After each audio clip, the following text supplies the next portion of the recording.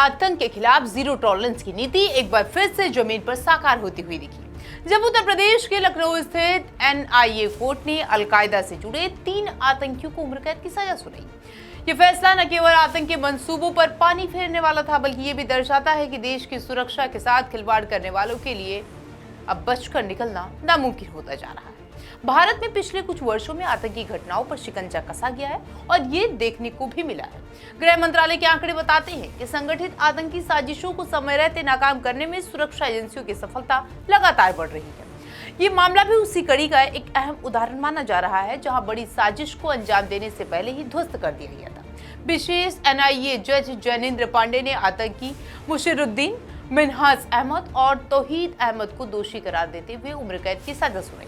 अदालत ने मिन्हाज और मुशीरुद्दीन पर 1.42 लाख रुपए का और इसी के साथ तौहीद पर 85,000 रुपए का जुर्माना लगाया। सभी सजाएं एक साथ चलेंगी और जेल में बिताई गई अवधि को सजा के समायोजित किया जाएगा।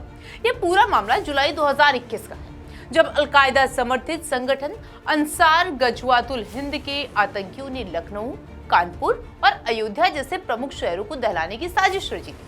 जांच में सामने आया था कि इस पूरे नेटवर्क का संचालन पाकिस्तान में बैठे आकाओं के निर्देश पर किया जा रहा है।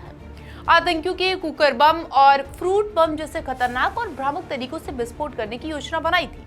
सुरक्षा एजेंसियों के मुताबिक इनके पास 7 से 8 किलो विस्फोटक सामग्री बरामद की गई है, जो बड़े पैमाने पर तबाही मचाने के लिए पर्याप्त थी। यह दर्शाता है कि यदि समय रहते कार्रवाई न होती तो परिणाम बेहद भयानक हो सकते थे। हालांकि उत्तर प्रदेश एटीएस के मुस्तैदी ने साजिश को अंकुर में ही कुचल दिया। 11 जुलाई 2021 को लखनऊ की काकोरी इलाके में मिन्हाज अहमद की गिरफ्तारी के साथ ही इस पूरे नेटवर्क का भंडाफोड़ हुआ और उनके अन्य साथियों को जल्द दबोच लिया गया।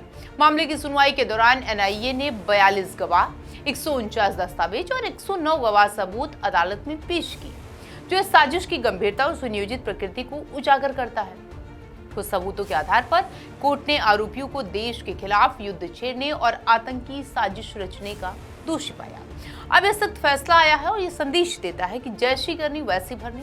देश की सुरक्षा को चुनौती देने वालों पे कानून के शिकंजे से बचना आसान नहीं है। साथ ही ये भी स्पष्ट हो गया है कि सतर्क सुरक्षा एजेंसियां और मजबूत न्यायिक प्रक्रिया मिलकर किसी भी आतंकी खतरे को जड़ से खत्म करने में क्षमता रखती है। फिलहाल इसमें इतना ही। बन रही आप हमारे साथ और देखते रहिए राष्ट्र।